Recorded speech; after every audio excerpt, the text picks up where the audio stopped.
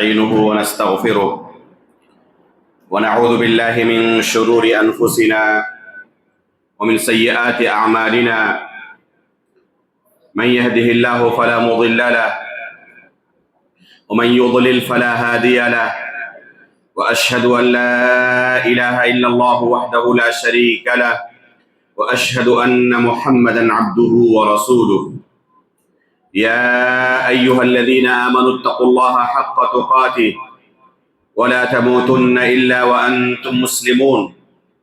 يا أيها الناس اتقوا ربكم الذي خلقكم من نفس واحدة وخلق منها زوجها وبث منهما رجالا كثيرا ونساء، واتقوا الله الذي تساءلون به والأرحام إن الله كان عليكم رقيبا. يا أيها الذين آمنوا اتقوا الله وقولوا قولا سديدا يصلح لكم أعمالكم ويغفر لكم ذنوبكم، ومن يطع الله ورسوله فقد فاز فوزا عظيما. أما بعد، فإن أصدق الحديث كتاب الله، وأحسن الهدي هدي محمد صلى الله عليه وسلم، وشر الأمور محدثاتها، وكل محدثة بدعة، وكل بدعة ضلالة، وكل ضلالة في النار. محترم و مکرم حاضرین مجلس، بزرگان دین و ملت، عزیز دوستوں اور پردہ نشین ماؤں بہنوں، اللہ رب العالمین کے ہم پر بے شمار احسانات ہیں. اگر ایک بندہ اللہ رب العالمین کے ان احسانات کو، اللہ رب العالمین کی نعمتوں کو شمار کرنا چاہے تو شمار نہیں کر سکتا.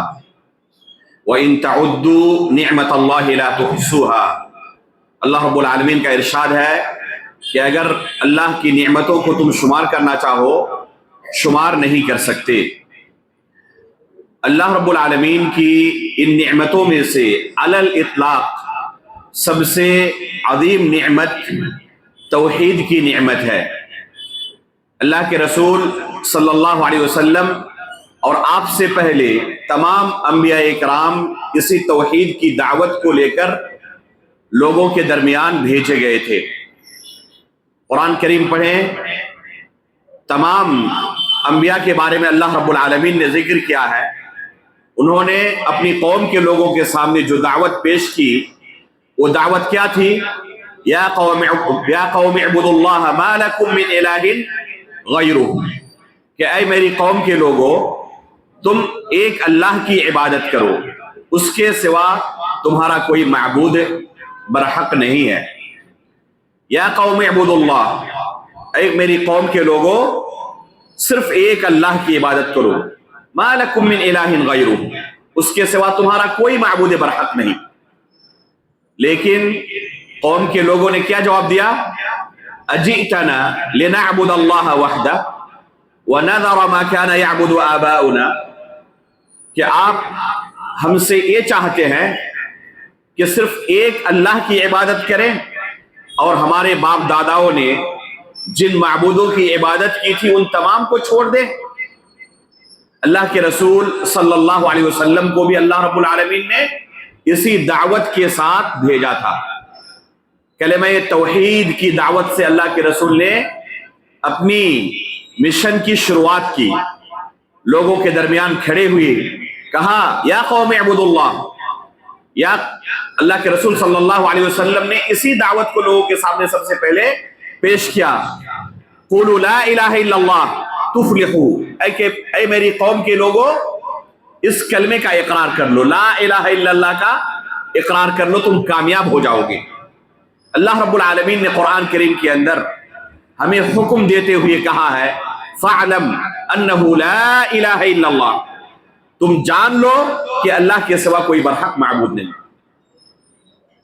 تو یہ ایسا کلمہ ہے جس سے ایک انسان کے دین کی شروعات ہوتی ہے.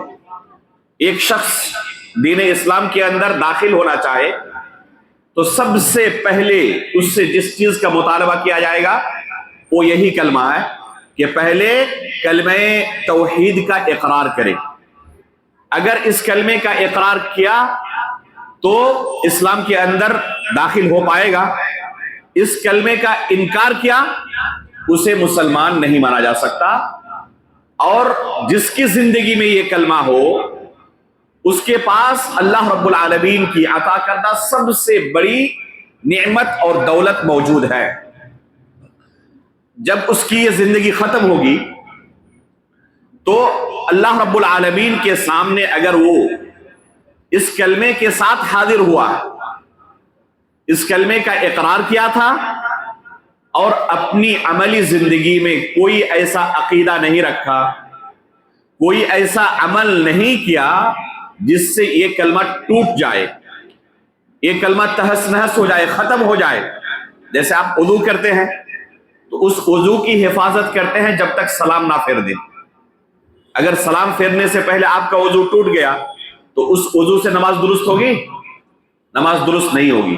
تو اسی طریقے سے اس کلمے کا اقرار کرنے کے بعد ایک انسان دائرہ اسلام کے اندر داخل ہو گیا، اب اسے اس کلمے کی حفاظت کرنی ہے، جیسے وضو کی حفاظت کرتا ہے ان تمام چیزوں سے جو وضو کو توڑ دیتی ہیں، اسی طریقے سے اس کلمے کا اقرار کرنے کے بعد اس کلمے کی حفاظت کرنی ہے ان تمام باطل عقائد، ان تمام باطل اعمال سے جو عقائد و اعمال اس کلمے کو توڑ دیتے ہوں اور ایک انسان کو دائرہ اسلام سے خارج کر دیتے ہوں۔ تو اگر اس نے کوئی ایسا عقیدہ رکھا جس سے یہ کلمہ ٹوٹ جاتا ہے، یا ایسا کوئی عمل کیا جس سے یہ کلمہ ٹوٹ جاتا ہے، اور اسی حالت میں اس کی وفات ہوئی کہ اس کی زندگی میں یہ کلمہ نہیں تھا، تو اس سے بڑا خسارہ اٹھانے والا کوئی دوسرا نہیں ہوگا۔ لیکن اگر یہ کلمہ اس کی زندگی میں ہے تو سب سے بڑی دولت اس کی زندگی میں موجود ہے، یہ بندہ اللہ رب العالمین کی جنت سے محروم نہیں ہوگا۔ اللہ کے رسول صلی اللہ علیہ وسلم فرماتے ہیں من کان آخر کلامہ لا الہ الا اللہ وجبت لہ الجنہ، جس کا آخری کلمہ لا الہ الا اللہ ہو اس کے لیے جنت واجب ہو گئی۔ اگر کسی کی زندگی کا آخری کلمہ کون سا کلمہ ہے؟ لا الہ الا اللہ، تو اللہ کے رسول صلی اللہ علیہ وسلم فرماتے ہیں کہ اس کے لیے جنت واجب ہو گئی۔ اس حدیث کا کیا معنی ہے؟ اگر کسی شخص کا آخری کلمہ لا الہ الا اللہ نہ ہو، سورہ فاتحہ کی تلاوت کر رہا تھا اور وفات ہو گئی، تو کیا اس فضیلت کے اندر وہ داخل نہیں ہے؟ اللہ کے رسول صلی اللہ علیہ وسلم کی زندگی کا آخری کلمہ کیا تھا؟ اللہم اغفر لی وارحمنی والحقنی بالرفیق الاعلی۔ صحیح بخاری کے اندر اللہ کے رسول صلی اللہ علیہ وسلم کی زبان سے نکلنے والا یہ آخری کلمہ ہے، موجود ہے بالکل صحیح سند سے۔ یہ تو لا الہ الا اللہ نہیں ہے، کوئی دوسرا کلمہ ہے۔ اس حدیث کا معنی دو ہے، ایک عام معنی، ایک خاص معنی۔ خاص معنی یہ ہے کہ یہی کلمہ اس کی زبان سے نکلنے والا اس کی زندگی کا آخری کلمہ، وفات سے عین قبل اس نے آخری کلمہ جو زبان سے نکالا یہی لا الہ الا اللہ کا کلمہ۔ تو یہ خاص معنی میں وہ شخص داخل ہو گیا، اسے یہ فضیلت حاصل ہوگی۔ امام ابو زرعہ الرازی رحمہ اللہ انتہائی جلیل القدر محدث ہیں، امام بخاری رحمہ اللہ کے شاگردوں میں شمار ہوتے ہیں، امام جرح و تعدیل۔ جب آخری وقت ان کا پہنچا، بہت سارے محدثین ان کی عیادت کے لیے آئے ہوئے ہیں جن کو انہوں نے زندگی بھر حدیثیں پڑھائی۔ اب ان کو شرمندگی محسوس ہو رہی ہے کہ کیسے ان سے لا الہ الا اللہ پڑھنے کا ہم مطالبہ کریں، تو ایک حیلہ اختیار کرتے ہیں۔ یہ حدیث جس میں اللہ کے رسول نے یہ فضیلت بیان کی ہے، اس حدیث کی سند یہ پڑھنا شروع کرتے ہیں، حدثنی فلاں عن فلاں عن فلاں، جس میں اللہ کے رسول نے یہ فضیلت بیان کی ہے، من کان آخر کلامہ لا الہ الا اللہ وجبت لہ الجنہ یا دخل الجنہ۔ تو یہ حدیث اپنی سند سے یہ محدثین پڑھنا شروع کرتے ہیں، اور جب ابو زرعہ الرازی ان کی زبان سے اس حدیث کی سند سنتے ہیں تو خود اپنی سند سے اس حدیث کو بیان کرنا ان کے سامنے شروع کرتے ہیں.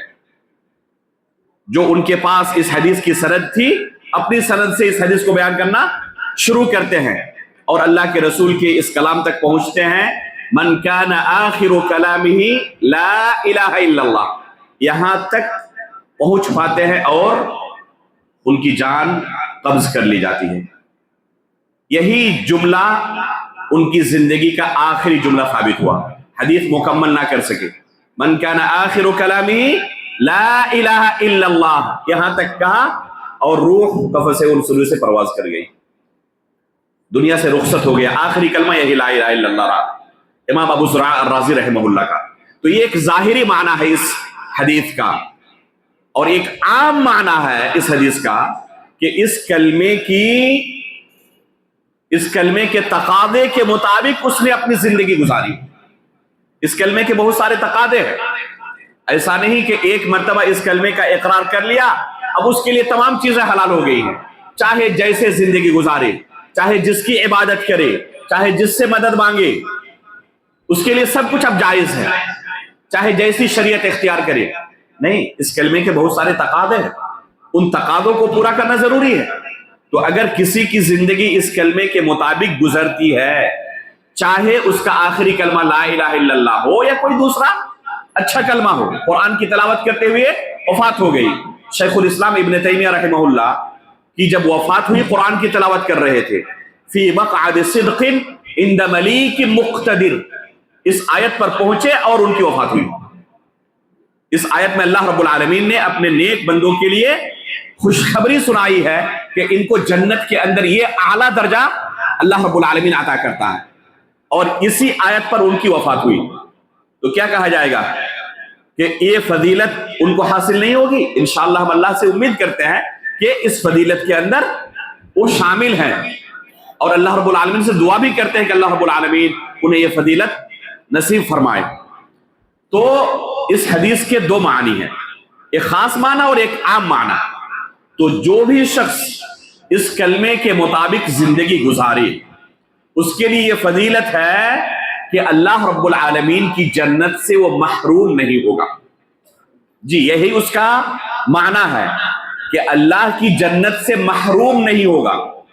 یہ معنی نہیں ہے کہ وہ کبھی جہنم جا ہی نہیں سکتا. یہ مرجیہ کا عقیدہ ہے، اہل سنت والجماعت کا عقیدہ نہیں. اگر اللہ رب العالمین چاہے تو اس کے تمام گناہوں کو معاف کر کے ڈائریکٹ اسے جنت میں داخل کر سکتا ہے، اور اگر اللہ رب العالمین چاہے تو اس کو گناہ کے بقدر سزا دے سکتا ہے. لیکن اگر سزا دے تو ہمیشہ جہنم میں نہیں رکھے گا.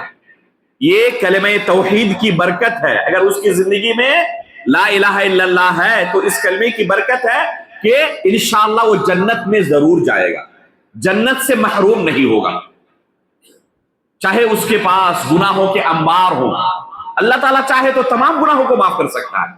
رسول اللہ صلی اللہ علیہ وسلم فرماتے ہیں قیامت کے دن ایک شخص کو بلایا جائے گا تمام لوگوں کے سامنے، اور اس کے سامنے گناہوں کے 99 رجسٹر پھیلا دیے جائیں گے. ایک ایک رجسٹر کی حالت یہ ہوگی کہ جہاں تک نگاہ جائے ایک ایک رجسٹر نظر آئے گا، اور ان تمام رجسٹروں میں اس کی گناہیں لکھی ہوئی ہیں. اللہ رب العالمین اس بندے سے کہے گا یہ تمام تمہاری ہی گناہیں ہیں، کیا تمہیں کسی گناہ کا کوئی انکار ہے؟ تو کہے گا نہیں اللہ رب العالمین، کسی گناہ سے مجھے کوئی انکار نہیں ہے. پھر اللہ رب العالمین اس بندے سے پوچھے گا کہیں فرشتوں نے ان گناہوں کو نوٹ کرتے ہوئے تم پر کوئی ظلم تو نہیں کر دیا؟ وہ کہے گا اللہ رب العالمین انہوں نے کوئی ظلم نہیں کیا. پھر اللہ رب العالمین اس بندے سے پوچھے گا تمہارا کوئی عذر بھی ہے؟ بہت سارے موقعوں پر ایک انسان گناہ کرتا ہے لیکن معذور ہوتا ہے، وہ مجبوری میں گناہ کر لیا اس نے اپنی جان بچانے کے لیے. وہ بندہ کہے گا اللہ رب العالمین میرے پاس کوئی عذر نہیں، میں نے جانتے بوجھتے ان گناہوں کو انجام دیا ہے. پھر اللہ رب العالمین اس بندے سے پوچھے گا کیا تمہارے پاس کوئی نیکی بھی ہے؟ تو وہ بندہ انکار کر دے گا نہیں اللہ رب العالمین میرے پاس کوئی نیکی نہیں. تو اللہ رب العالمین کیا فرمائے گا بلا ان لک عندنا حسنات، ایسی بات نہیں ہے، ہمارے پاس تمہاری बड़ी बड़ी नेकियां हैं। और फिर अल्लाह रब्बुल आलमीन एक कार्ड निकालेगा, एक बेताका कार्ड निकालेगा जिसमें यही कलिमा तौहीद लिखा हुआ हो, कलिमा शहादत लिखी हुई, अशहदु अल्ला इलाहा इल्लल्लाह व अशहदु अन्ना मुहम्मदन अब्दुहु व रसूलुहु। ये बंदा कहेगा अल्लाह रब्बुल आलमीन, कहाँ ये गुनाहों के 99 इतने लंबे लंबे रजिस्टर और कहाँ ये छोटा सा कार्ड, दोनों में क्या मुआजरा है? अक्सर व बेशतर लोग तौहीद को कोई नेकी ही नहीं समझते। नेकी किसे समझते हैं? लोगों की खिदमत करने को नेकी समझते हैं। और तौहीद को कोई नेकी ही नहीं समझते, एक भी कोई नेकी ना। बल्कि जो लोग तौहीद पर काम करते हैं, तौहीद के बारे में चर्चा करते हैं, उनसे चिढ़ते हैं, कहते हैं कि इनके पास कुछ नहीं है, हमेशा तौहीद तौहीद ही लगे रहते हैं। असल नेकी लोगों की खिदमत करना है, लोगों की मदद करना है, इसे वो असल नेकी समझते हैं। और तौहीद कोई नेकी नहीं। हातिम ताई को जानते हैं? बच्चा बच्चा जानता है। किसी गैर मुस्लिम से पूछे तो वो भी कहेंगे हाँ हम जानते हैं। कौन थे ये? बहुत बड़े सखी थे, लोगों की मदद करने वाले। कोई ऐसी नेकी नहीं थी जिसमें ये सबसे पेश पेश ना रहते हो, यानी खिदमत खल्क के ताल्लुक से। बेसहारा की मदद करना, बेवाओं की मदद करना, मेहमान नवाजी करना, खिदमत खल्क के बाब में हमेशा सबसे मुकद्दम। बस एक नेकी उनके खाते में नहीं थी। कौन सी नेकी? यही तौहीद की नेकी। उनके लड़के को अल्लाह रब्बुल आलमीन ने इस्लाम की दौलत से नवाजा, इस कलमे की तौफीक अता फरमाई और अल्लाह के रसूल के पास आकर इस्लाम कबूल किया। ये हातिम ताई आज के जमाने का कोई शख्स नहीं है। इस जमाने जाहिलियत के अंदर एक इंतहाई सखी आदमी था। हर तरह की नेकियों में सबसे पेश पेश, खिदमत खल्क में सबसे आगे, लेकिन तौहीद की नेकी से महरूम। उनके लड़के अदी बिन हातिम अत्ताई रज़ियल्लाहु ताला अन्हु ने अल्लाह के रसूल से पूछा, अल्लाह के रसूल मेरे वालिद कैसे थे? आप अच्छी तरह जानते हैं। इन आमाल का उन्हें आखिरत में कोई फायदा मिलेगा? तो अल्लाह के रसूल ने क्या जवाब दिया कि आपके वालिद ने एक खास मकसद के तहत इन आमाल को अंजाम दिया था, जो मकसद था उन्हें मिल चुका है। जाहिर सी बात है कि कुफार का यौम आखिरत पर ईमान था ही नहीं। उनका अकीदा क्या था? इज़ा मितना व कुन्ना तुराबन ज़ालिका रज्उन बईद, जब मर जाएंगे तो हड्डी बन जाएंगे, मिट्टी बन जाएंगे, उसके बाद दोबारा उठाया जाना तो ये दूर की कौड़ी है, इसे हम नहीं मानते। ये उनका अकीदा था। ना यौम आखिरत पर उनका अकीदा था, ना जन्नत और जहन्नम पर अकीदा था। तो जाहिर सी बात है कि आपके वालिद ने जन्नत हासिल करने के लिए, जहन्नम से बचने के लिए ये नेकियां नहीं की थी। नेक नाम हो, जिक्र खैर हो लोगों के दरमियान, तो इस मकसद के तहत अंजाम दिया था। अल्लाह रब्बुल आलमीन ने भरपूर नवाजा उन्हें। आज 14 सदियां गुजर जाने के बावजूद भी बच्चे बच्चे की जबान पर उनका नाम है। दुनिया के अंदर बदला अल्लाह ने दिया, लेकिन क्या आखिरत में कुछ उनके लिए रखा है? कुछ नहीं रखा हुआ। तो अगर एक इंसान के पास हर तरह की नेकी हो, तौहीद की नेकी से महरूम हो, तो इन तमाम नेकियों की कोई हैसियत नहीं। जैसे ये हमारा जिस्म है, इसके अंदर सिर्फ रूह ना रहे तो इस पूरे जिस्म की कोई कीमत है? कोई कीमत नहीं है। तो इसी तरह तौहीद तमाम आमाल खैर में रूह की हैसियत रखता है। कलमा ला इलाहा इल्लल्लाह ये रूह की हैसियत रखता है।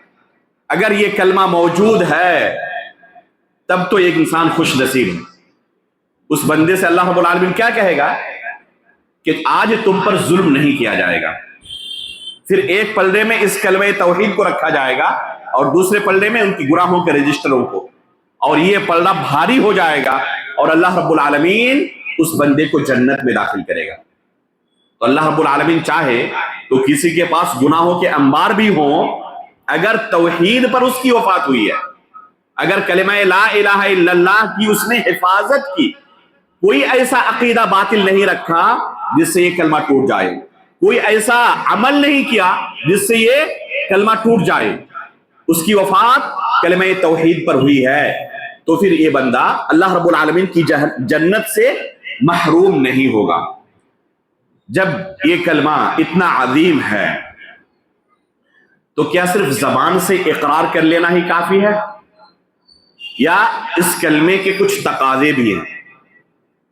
اس کلمے کے بہت سارے تقاضے ہیں، جن میں سے سب سے بڑا تقاضا یہ ہے کہ بندہ اس کلمے کو زبان سے ادا کرنے سے پہلے اس کے معنی و مفہوم کے بارے میں اچھی طرح جانتا ہو۔ آج اکثر لوگوں کی حالت یہ ہے، ان سے آپ پوچھیں کہ کلمہ لا الہ الا اللہ کا کیا معنی ہوتا ہے، نہیں بتا پائیں گے، آپ کو نہیں بتا پائیں گے۔ یہ ہے ہمارے اس معاشرے کے اندر علم کی تنزلی، جو سب سے اہم مسئلہ ہے، اسی مسئلے کے تعلق سے ہمارے یہاں سب سے زیادہ جہالت پائی جاتی ہے۔ دنیاوی دوسرے مسائل کے تعلق سے بہت زیادہ ہمارے پاس علم ہے، لیکن جو دین کے بنیادی مسائل ہیں ان مسائل کے تعلق سے ہمارے یہاں غفلت ہے۔ قرآن میں اللہ رب العالمین نے کیا فرمایا؟ وَلَكِنَّ أَكْثَرَ النَّاسِ لَا يَعْلَمُونَ يَعْلَمُونَ ظَاهِرًا مِنَ الْحَيَاةِ الدُّنْيَا وَهُمْ عَنِ الْآخِرَةِ هُمْ غَافِلُونَ، کہ اکثر لوگوں کی حالت یہ ہے کہ ان کے پاس علم نہیں، وہ جاہل ہے، لیکن جاہل ہونے کے باوجود کس چیز سے جاہل ہے؟ يَعْلَمُونَ ظَاهِرًا مِنَ الْحَيَاةِ الدُّنْيَا، دنیاوی امور کے بارے میں بڑی بڑی ڈگریاں ان کے پاس، دنیاوی امور کے بارے میں آپ ان سے پوچھ لیں، بہت کچھ آپ کو بتائیں گے۔ یہاں تک کہ اس آیت کی تفسیر میں مفسرین نے بیان کیا ہے کس کھیت میں کون سی فصل اچھی اگے گی، کس موسم میں کون سی کھیتی کرنی چاہیے، ان تمام چیزوں کے بارے میں آپ کو بتائیں گے۔ سوئی سے لے کر ہوائی جہاز ہر چیز کا علم ہے اس کے پاس، لیکن آخرت کے بارے میں آپ پوچھ کر دیکھیں، وَهُمْ عَنِ الْآخِرَةِ هُمْ غَافِلُونَ، آخرت کے بارے میں غفلت کی زندگی گزارتے ہیں۔ اگر دین کے بنیادی مسائل کے بارے میں بھی آپ ان سے پوچھیں تو ان کے پاس ان چیزوں کا علم نہیں ہوتا۔ کلمہ لا الہ الا اللہ جو اتنا بڑا اور عظیم کلمہ ہے، اتنی عظیم دولت ہے ہمارے لیے، تو اسی کلمے کے معنی و مفہوم سے اکثر لوگ واقف نہیں ہیں۔ قرآن میں اللہ رب العالمین نے حکم دیا ہے ہمیں اس کلمے کے بارے میں خصوصی طور پر علم حاصل کرنے کی، فَاعْلَمْ أَنَّهُ لَا إِلَهَ إِلَّا اللَّهُ، تم علم حاصل کرو، جان لو کہ اللہ کے سوا کوئی برحق معبود نہیں۔ تو اس کلمے کے بارے میں ایک انسان کو پہلے علم ہونا چاہیے۔ اگر بلا علم اس کلمے کو اپنی زبان سے ادا کرے تو یہ کلمہ اسے کوئی فائدہ نہیں پہنچاتا۔ اس لیے آپ دیکھیں گے اکثر و بیشتر لوگ آج اس کلمے کو اپنی زبان سے ادا بھی کرتے ہیں اور قدم قدم پر عملی زندگی میں اس کی مخالفت بھی کرتے ہیں، کیونکہ انہیں پتہ ہی نہیں ہم نے کون سا کلمہ اپنی زبان سے ادا کیا ہے۔ آپ کسی شخص سے کسی اجنبی زبان میں مطالبہ کریں کسی چیز کا، جس زبان کو بالکل نہیں جانتا، جیسے چائنیز ہے، فرینچ ہے، جاپانیز ہے، ٹھیک ہے، یہ دنیا کے دوسرے علاقوں میں بولی جاتی ہے۔ اگر کسی کو سکھا دیا جائے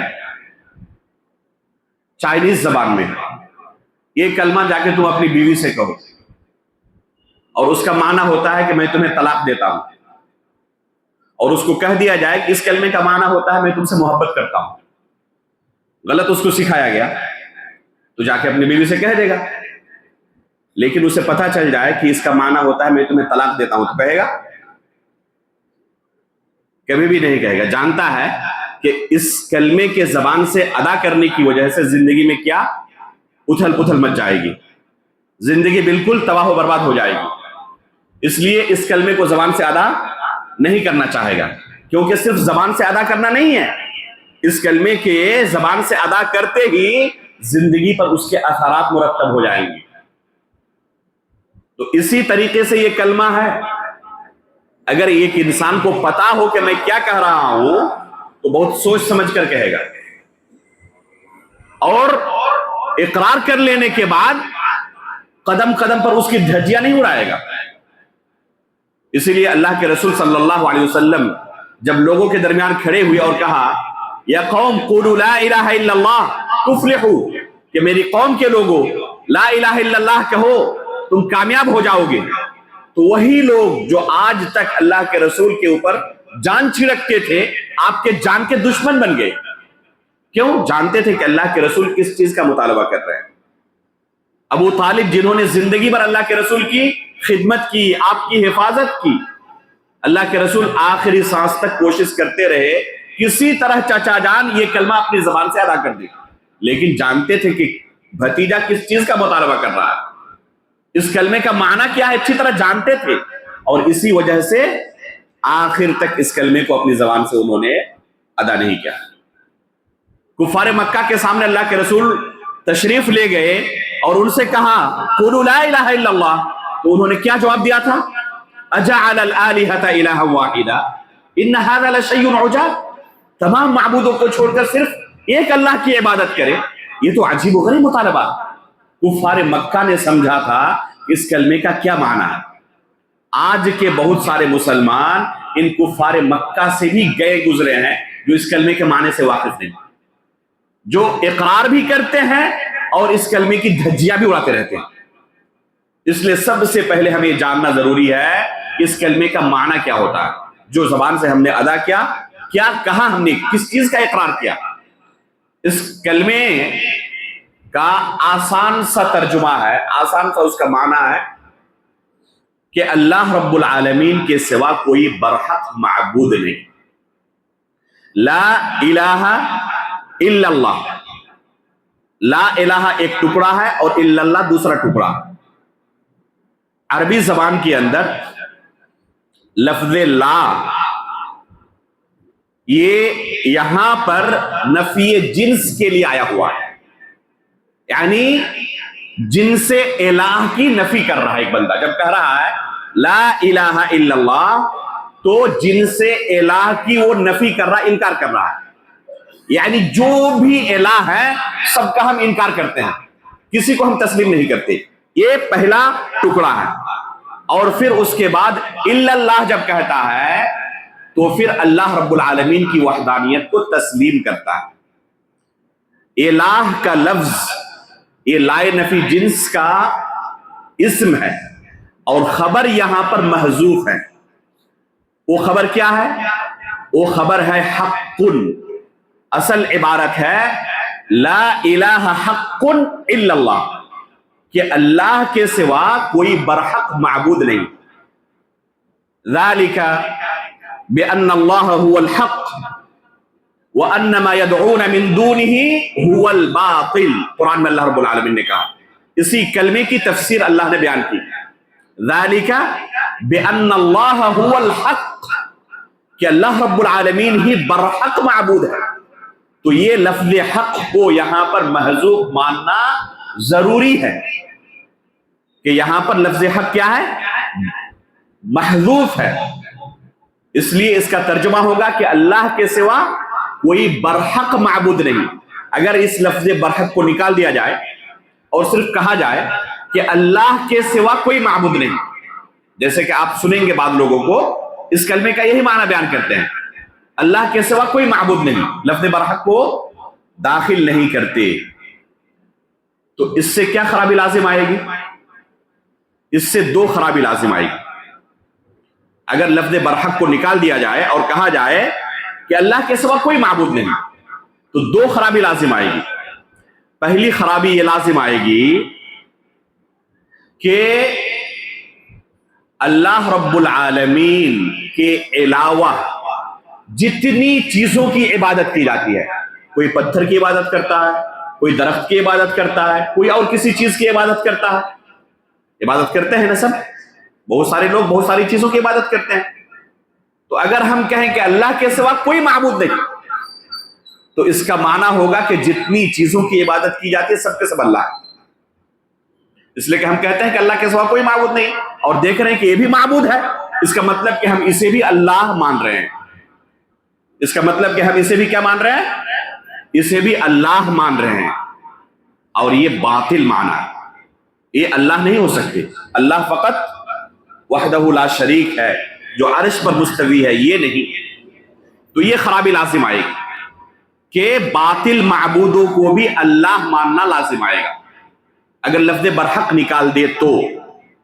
دوسری خرابی لازم کیا آئے گی کہ ایک واقع کا انکار لازم آئے گا، ایک سچی چیز کا جسے اپنی آنکھوں سے ہم روزانہ مشاہدہ کرتے ہیں، اس کا انکار لازم آئے گا۔ جب ہم کہیں گے کہ اللہ کے سوا کوئی معبود نہیں اور اپنی آنکھوں سے روزانہ دیکھتے ہیں کہ معبود تو بے شمار ہے، ان کی ہم تعداد تک بیان نہیں کر سکتے، یہاں تک کہ غیر مسلم کیا کہتے ہیں؟ ہر کنکر میں شنکر ہے، ہر چیز ان کے یہاں معبود ہے، کسی بھی چیز کے اندر کوئی عجیب و غریب چیز دیکھی اسے اپنا معبود بنا لیا، تو ایک حقیقت کا انکار لازم آئے گا۔ کہتے ہیں کہ اللہ کے سوا کوئی معبود نہیں، معبود تو بے شمار ہے، لیکن جب ہم کہیں گے کہ اللہ کے سوا کوئی برحق معبود نہیں، تو بالکل صحیح معنی ہے یہ کہ معبود تو بے شمار ہیں لیکن سب کے سب باطل ہیں۔ سچا معبود، حقیقی معبود فقط اور فقط اللہ رب العالمین کی ذات ہے۔ اس لیے یہ لفظ برحق کو یہاں پر داخل کرنا ضروری ہے، اس کے بغیر یہ کلمہ ادھورا ہے۔ افسوس کی بات ہے کہ آج بہت سارے لوگ انٹرنیشنل داعی بنے ہوئے ہیں اور اس کلمے کے معنی و مفہوم تک سے واقف نہیں۔ کسی کو اسلام قبول کرواتے ہیں اور کیا معنی اسے سکھاتے ہیں؟ کہو کہ میں کہتا ہوں اللہ کے سوا کوئی معبود نہیں۔ سنا ہوگا آپ نے؟ تو اگر کوئی شخص یہ مان بھی لے کہ اللہ کے سوا کوئی معبود نہیں، تو کیا اللہ رب العالمین کو حقیقی معبود اس نے تسلیم کیا؟ اس کے باوجود ابھی تک اس کے یہاں کلمہ توحید میں نقص موجود ہے۔ جو اللہ رب العالمین نے کلمہ نازل کیا ہے فَعْلَمْ أَنَّهُ لَا إِلَهَ إِلَّا اللَّهُ، ابھی تک اس کلمے کا معنی ہی نہیں سمجھا۔ تو یہاں پر لفظ حق کو داخل کرنا ضروری ہے، اس کے بغیر یہ کلمہ ادھورا ہے۔ دوسری اہم تنبیہ، یہاں پر اللہ رب العالمین نے کیا فرمایا؟ فَعْلَمْ أَنَّهُ لَا إِلَهَ إِلَّا اللَّهُ۔ الہ کا لفظ عربی زبان میں، قرآن کو اللہ رب العالمین نے کس زبان میں نازل کیا ہے؟ عربی زبان میں نازل کیا ہے۔ عربی زبان میں الہ کا لفظ فقط اور فقط معبود کے معنی میں آتا ہے، اس کے علاوہ اس کا کوئی دوسرا معنی نہیں ہوتا۔ اس کے علاوہ عربی زبان میں اس کا کوئی دوسرا معنی نہیں ہوتا۔ اگر کوئی شخص خالص عربی زبان بولنے والا ہو، اس نے عربی ماحول میں جنم لیا ہے اور کسی بھی دوسری زبان سے اس کا کوئی واسطہ نہیں پڑا، جن لوگوں سے اس نے زبان سیکھی وہ بھی خالص عربی بولنے والے، تو وہ شخص لفظ الہ سے معبود کے علاوہ کوئی دوسرا معنی سمجھ ہی نہیں سکتا، کیونکہ عربی زبان میں اس لفظ کا معبود کے علاوہ کوئی دوسرا معنی ہوتا ہی نہیں علی الاطلاق، بس ایک معنی اس کا ہوتا ہے معبود کے۔ لہذا جب اللہ کے رسول نے ان سے کہا قولوا لا الہ الا اللہ، تو انہوں نے کیا سمجھا؟ کفار مکہ نے سمجھا نا کچھ کہ ہم سے کیا مطالبہ کر رہے ہیں، تو انہوں نے اعتراض کیا یا قبول کر لیا؟ اعتراض کیا۔ کیا اعتراض کیا؟ قرآن میں اللہ رب العالمین نے نقل کیا ان کے اعتراض کو، اجعل الآلہۃ الہا واحدا، تمام معبودوں کو چھوڑ کر صرف ایک اللہ کی عبادت کرنی ہوگی؟ کفار مکہ نے سمجھا تھا یہ، اور اسی وجہ سے تلوار نکال لی کہ ہمارے معبودوں کو آپ باطل کہتے ہیں، صرف ایک معبود کی عبادت کرنی پڑے گی، ان معبودوں سے برات کا اظہار کرنا پڑے گا، یہ تو ہمیں تسلیم نہیں ہے۔ اس لیے انہوں نے اللہ کے رسول کے خلاف تلوار نکال لی۔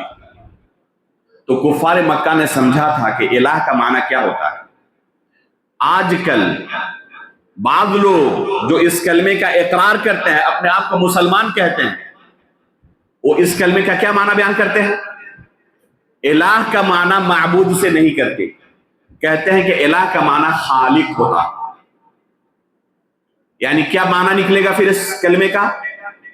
لا الہ الا اللہ، یعنی لا خالق الا اللہ، یہ نکلے گا معنی کہ اللہ کے سوا کوئی خالق نہیں ہے۔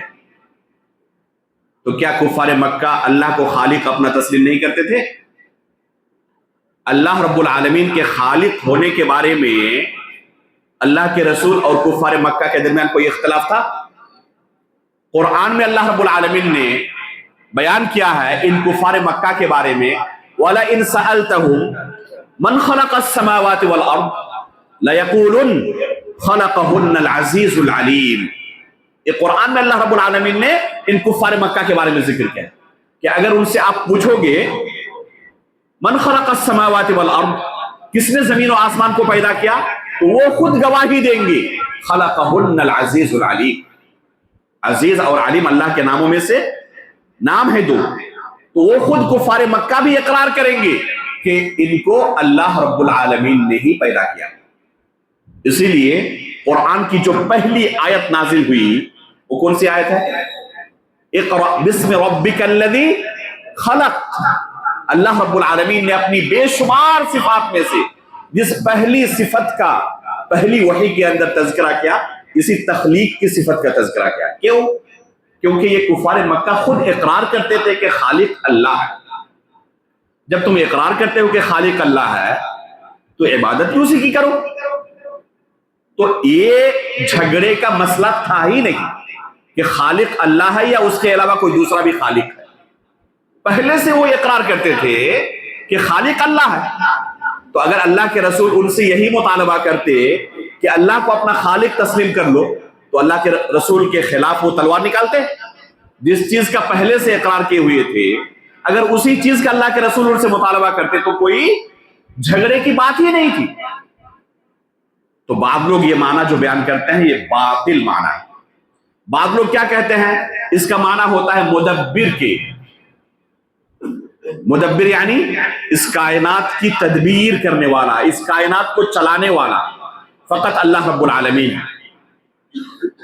یقیناً ہم تسلیم کرتے ہیں کہ اللہ ہی ہمارا خالق ہے، رازق ہے، مالک ہے، مدبر ہے، اس میں کوئی شک نہیں ہے، لیکن اس کلمے کا یہ معنی ہے، اس بارے میں ہمیں اختلاف ہے۔ اللہ کے رسول کو جو یہ کلمہ دے کر لوگوں کے درمیان بھیجا گیا کہ لوگوں سے آپ کہیں کہ اس کلمے کا اقرار کریں، تو کیا ان سے مطالبہ ہوا کہ اللہ کو اپنا مدبر تسلیم کر لو؟ یہ کفار مکہ خود اللہ کو اپنا مدبر مانتے تھے۔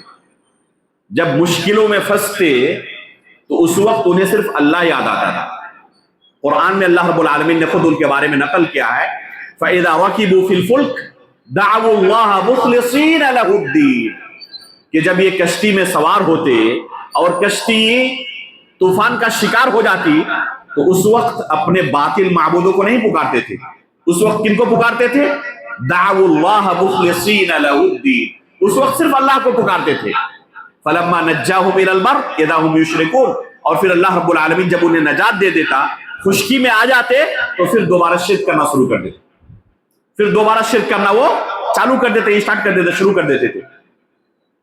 تو یہ خود تسلیم کرتے تھے کہ اس کائنات کو چلانے والا اللہ رب العالمین ہی ہے، اسی وجہ سے اللہ رب العالمین سے وہ مدد مانگتے تھے۔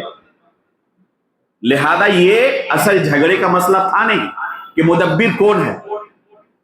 اگر یہ جھگڑے کا مسئلہ تھا نہیں تو پھر ان لوگوں نے اللہ کے رسول کی مخالفت کیوں شروع کی؟ اس کا مطلب کہ اس کلمے کا یہ معنی ہوتا ہی نہیں جو معنی بیان کیا جا رہا ہے۔ اصل جھگڑے کا مسئلہ جو تھا وہ صرف عبادت کو لے کر تھا، اللہ کی خالص عبادت کرنے کے لیے تیار نہیں تھے۔ اگر عبادت میں کچھ حصہ اللہ کو دیتے تو اپنے معبودوں کو بھی شریک کرتے تھے، اور اس کلمے کے اندر مطالبہ کیا جا رہا ہے کہ اپنے تمام معبودوں کو باطل تسلیم کرو، کہ یہ سب کے سب باطل معبود ہیں، اور یہ چیز انہیں تسلیم نہیں تھی کہ اپنے معبودوں کو کیسے ہم باطل قرار دے دیں۔ یہ بھی اللہ رب العالمین کے مقرب بندے تھے اور ان کو بھی کچھ حق پہنچتا ہے، گرچہ اللہ رب العالمین ہی اصل ہے، وہ انہیں تسلیم کرتے تھے، لیکن اپنے معبودوں کو باطل کہنا انہیں منظور نہیں تھا۔ اور اس کلمے کے اندر یہی مطالبہ کیا جا رہا ہے کہ اللہ رب العالمین کو برحق معبود تسلیم کرو اور اپنے معبودوں کو باطل ہونا تسلیم کرو۔ یہ دو چیزیں ان سے اس کلمے کے اندر طلب کی جا رہی ہیں اور انہیں منظور نہیں تھا۔ کچھ لوگ الہ کا معنی کرتے ہیں حاکم سے۔ الہ کا معنی کس سے کرتے ہیں؟ یعنی لا حاکم الا اللہ، اللہ رب العالمین کے علاوہ کوئی حاکم نہیں، حکمرانی صرف اللہ کی چلے گی اور کسی دوسرے کی نہیں۔ یہ خوارج کی تفسیر ہے اور یہ قرآن سے اسے ثابت کرتے ہیں۔ کیا کہتے ہیں قرآن میں؟ اللہ نے فرمایا ان الحکم الا للہ، کہ اللہ رب العالمین کے علاوہ کوئی حاکم نہیں، صرف حکمرانی اللہ کی چلے گی، قانون اللہ کا چلے گا۔ اس میں کوئی شک نہیں کہ قرآن میں اللہ رب العالمین نے کہا ہے ان الحکم الا للہ ومن لم يحكم بما انزل اللہ فاولئک هم الکافرون۔ لیکن اس آیت کا کیا معنی و مفہوم ہے؟ کیا یہی معنی و مفہوم جو یہ سمجھانا چاہتے ہیں؟ کسی بھی صورت میں نہیں۔ عبداللہ بن عباس رضی اللہ تعالیٰ عنہ خوارج کے ساتھ مناظرہ کرتے ہوئے کیا کہتے تھے کہ اس آیت میں کفر سے مراد وہ کفر نہیں ہے جو تم مراد لے رہے ہو۔ علامہ ابن عبد البر رحمہ اللہ نے اجماع نقل کیا ہے سلف صالحین کا کہ اس آیت میں کفر سے مراد وہ کفر نہیں ہے جو اسلام سے ایک انسان کو خارج کر دے۔ تو یہ خوارج کی تفسیر تھی کہ الہ کا معنی حاکم ہوتا ہے۔ ہم نے ابھی کہا کہ عربی زبان میں الہ کا فقط اور فقط ایک معنی ہوتا ہے، وہ ہے معبود کے۔ اس کے علاوہ کسی بھی کلمے سے اس کی تفسیر کی جائے تو وہ باطل تفسیر ہے، اور خوارج کے مذہب کی بنیاد اسی باطل معنی پر ہے۔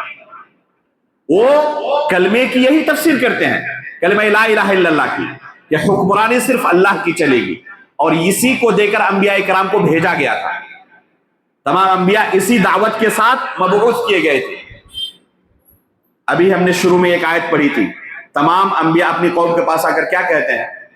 اعبدوا اللہ یا قوم اعبدوا اللہ ما لکم من الہ غیر، ما لکم من الہ غیر۔ دیکھیں لفظ الہ وہی آیا ہوا ہے کہ اس کے علاوہ تمہارا کوئی الہ نہیں ہے۔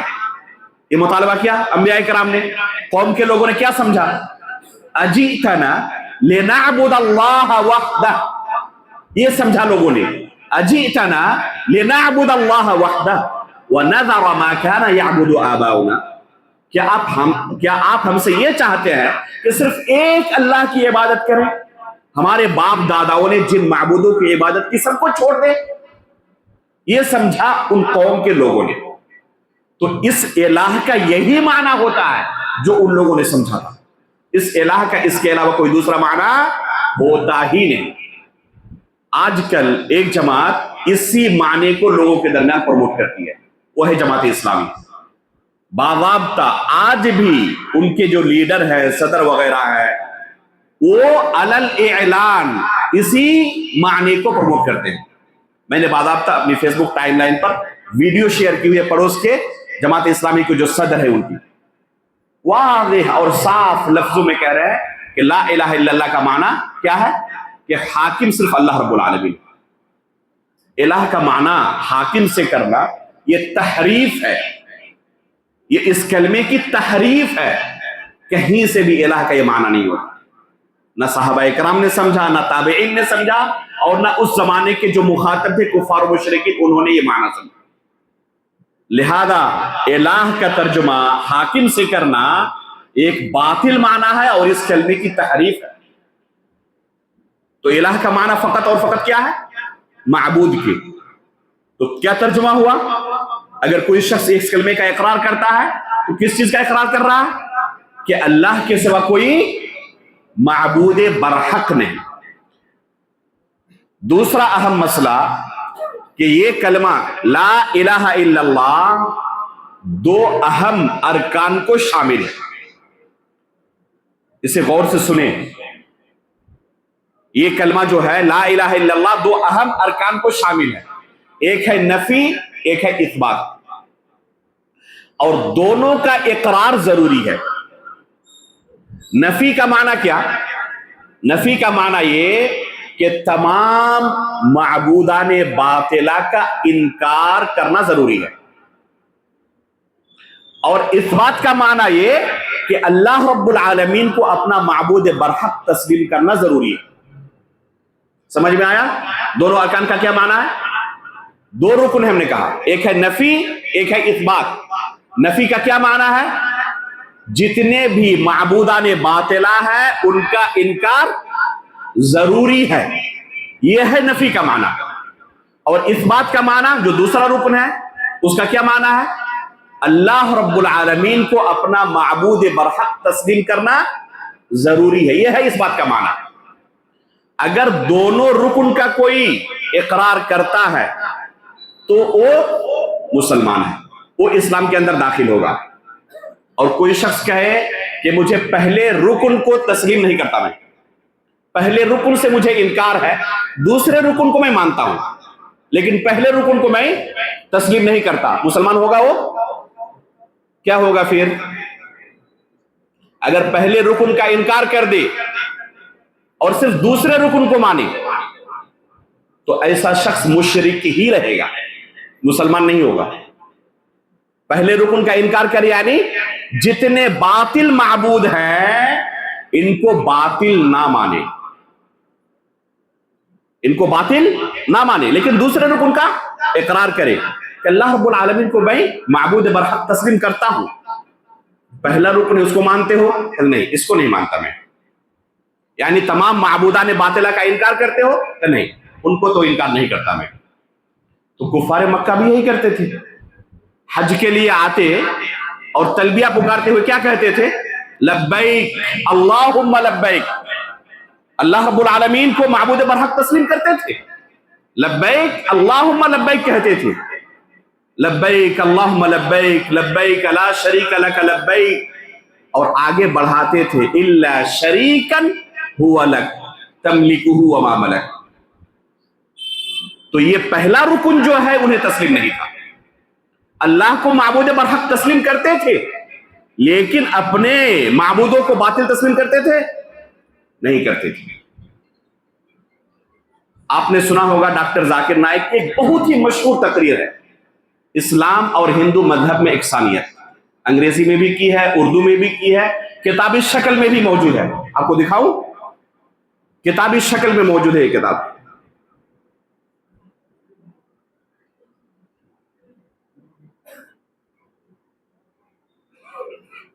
یہ دیکھیں، گوگل سے ڈاؤن لوڈ کر سکتے ہیں، خود سے پڑھ سکتے ہیں، کوئی نہ کہے کہ الزام لگا رہا. دیکھ رہے ہیں نا، کتابی شکل میں بھی چھپی ہوئی ہے، آپ جا کے سن بھی سکتے ہیں، اردو میں بھی انگریزی میں بھی. اسلام اور ہندو مذہب کے درمیان یکسانیت. اور بعض لوگ انہیں تقابل ادیان کا ماہر سمجھتے ہیں. دوسرے مذاہب کے ماہر ہے یا نہیں؟ کم از کم اسلام کے تو ماہر نہیں ہے. دوسرے مذاہب کے بارے میں اللہ عالم، اس مذہب کے جو علماء ہیں وہ بتائیں گے کہ اس مذہب کے ماہر ہے یا نہیں ہے، لیکن اسلام کے تو ماہر نہیں ہے. اسلام اور دوسرے مذہب کے درمیان یکسانیت دکھاتے ہوئے کیا کہتے ہیں کہ تمہارے مذہب کی کتابوں میں وہی چیز ہے جو ہمارے قرآن میں ہے، اور سورہ اخلاص کے ساتھ جو کہ توحید خالص کی دعوت دیتا ہے. سورہ اخلاص قل هو اللہ احد، جسے سورہ سے قرآن اللہ کے رسول نے فرمایا ہے، توحید خالص کی دعوت، کہتے ہیں کہ یہی چیز ان کے مذہبی کتابوں کے اندر موجود ہے. آپ پوری تقریر سن لیں، کہیں پر آپ یہ نہیں پائیں گے کہ ڈاکٹر صاحب ان کی مذہبی کتابوں سے ان کے معبودوں کے باطل ہونے کو ثابت کر رہے ہیں. ہمیشہ زور کس چیز پر؟ کہ تمہاری کتابوں میں لکھا ہوا ہے کہ اللہ کی عبادت کرنی چاہیے، صرف ہمارا معبود ایک ہے، بس ایک ہے، ایک ہے، ایک کے سوا کچھ نہیں ہے. لیکن جو دوسرے معبود ہے کیا باطل ہے؟ اس باطل ہونے کو کہیں پہ ثابت نہیں کرتے. کہیں بھی آپ نہیں پائیں گے کہ ان کی کتابوں سے ثابت کر دیں کہ جتنے معبودوں کی تم عبادت کرتے ہو نا یہ سب کے سب باطل ہیں. کفار مکہ میں تسلیم کرتے تھے اللہ رب العالمین کو اپنا معبود، کہتے تھے ما نعبدهم الا ليقربونا الى الله زلفا، کہ ان کی جو ہم عبادت کرتے ہیں نا کس لیے کرتے ہیں؟ کہ یہ ہمیں اللہ کے قریب کر دیں گے. تو قربت اللہ کی مقصود ہے، لیکن عبادت میں حصہ ان کو بھی دیتے تھے، اس لیے وہ مشرک ٹھہرائے گئے. تو اگر صرف دوسرے رکن کو کوئی مانے اور پہلے رکن کا انکار کرے، مسلمان ہو جائے گا؟ مشرک رہے گا، وہ مسلمان نہیں ہو سکتا. جب تک تمام معبودوں کے باطل ہونے کا اقرار نہ کرے وہ مسلمان نہیں ہو سکتا. یہ پہلا رکن ہے کہ پہلے وہ لا الہ الا اللہ کو مانے کہ اللہ کے سوا جتنے معبود ہیں سب کے سب باطل ہیں. اور آپ کسی بھی غیر مسلم کے پاس چلے جائیں، ان سے آپ ڈیبیٹ کریں، تسلیم کر لیں گے کہ ہاں اللہ رب العالمین کی عبادت کرنی چاہیے. دوسرے معبودوں کی جن کی تم کرتے ہو ان کو باطل مانتے ہو. कभी नहीं मान सकते, वो आपके खिलाफ खड़े हो जाएंगे। तो असल झगड़ा तो इसी चीज का है। इसको साबित करें उनकी किताबों से आप, लेकिन कभी इसको साबित करने की कोशिश नहीं करते। तो ये है पहला रुकन और ये है दूसरा रुकन, दोनों को तस्लीम करना जरूरी है। अगर पहले रुकन को ना माने दूसरे रुकन को माने तो मुसलमान नहीं होगा, मुशरिक ही रहेगा। और अगर पहले रुकन को तस्लीम करे दूसरे को तस्लीम ना करे, कोई कहे कि मैं पहले रुकन को बस मानता हूं लेकिन दूसरे रुकन को नहीं मानता, यानी अल्लाह रब्बुल आलमीन को बरहक माबूद नहीं मानता और तमाम माबूदों का इनकार करता हूं मैं, तो क्या होगा? वो मुल्हिद होगा। जो तमाम माबूदों का इनकार करता है, यहां तक कि अल्लाह का भी इनकार कर देता है, तो क्या होगा? वो एथिस्ट होगा, मुल्हिद होगा। और ऐसे बहुत सारे लोग हैं दुनिया में जो पहले रुकन को मानते हैं दूसरे रुकन को नहीं मानते। मुसलमान होने के लिए दोनों अरकान पर ईमान लाना जरूरी है।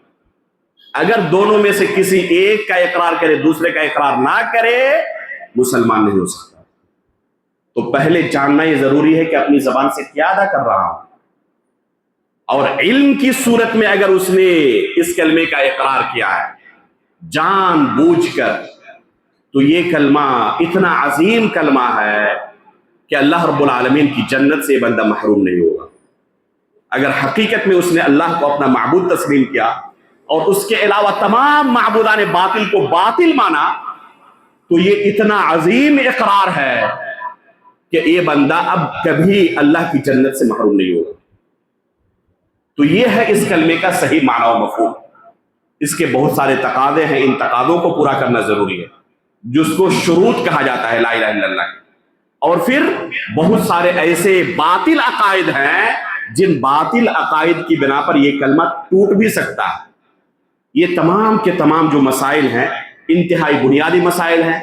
आज के दर्स का उन्वान बस यही रखा गया था कि ला इलाहा इल्लल्लाह का माना और मफहूम क्या है, इसलिए हमने यही नुक्ता आपके सामने उठाया।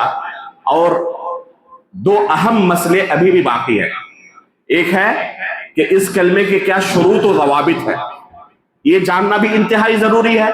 और साथ में दूसरा मसला कि कौन से ऐसे बातिल अकायद और अमाल हैं जिनकी बिना पर यह कलमा टूट भी सकता है। मेरी एक पतली सी किताब है अरबी जबान में। असल मकसद था कि मदारिस के तलबा इस चीज को रट ले एकदम बचपने में ही, ताकि कभी भी उसकी जिंदगी में कोई बातिल अकीदे वाला आए तो कम अज कम अपने इस कलमे की वो हिफाजत कर ले। और अल्लाह के फजल से हजारों तलबा भी इंडिया में इस मतन को याद कर चुके हैं। अल्लाह रब्बुल आलमीन सबको इसी अकीदे पर आखिरी सांस तक बाकी रखे। बहुत बेशुमार जगहों पर मैंने इसकी शरह भी की है, अल्लाह ताला ने कभी तौफीक दी तो इंशाअल्लाह यहाँ पर भी उसकी शरह हम करेंगे। और खुसूसन जो ये दो अहम मसाइल हैं कि इस कलमे के क्या शुरूत और ज़वाबित है, और फिर नवाकिद क्या क्या है कि जिनसे ये कलमा टूट भी सकता है। तो ये दीन के बुनियादी मसाइल हैं जिनका जानना, सीखना और जिनके मुताबिक अपनी अमली जिंदगी को गुजारना सबके लिए जरूरी है। अल्लाह रब्बुल आलमीन से हम दुआ करते हैं कि अल्लाह रब्बुल आलमीन इस अजीम दौलत से हमें हमेशा माला माल रखे, इसी कलमे पर हमारी वफात हो। अल्लाह रब्बुल आलमीन आखिरी सांस तक इस कलमे की हमें हिफाजत की तौफीक अता फरमाए। नबीयीन, सिद्दीकीन, शुहदा व सालिहीन के साथ हमारा हश्र हो। आमीन। तक़ब्बल या रब्बल आलमीन व सल्लल्लाहु अला नबीना मुहम्मद। सुब्हानक अल्लाहुम्मा व बिहम्दिका अशहदु अन ला इलाहा इल्ला अंत अस्तगफिरुका व अतूबु इलैक।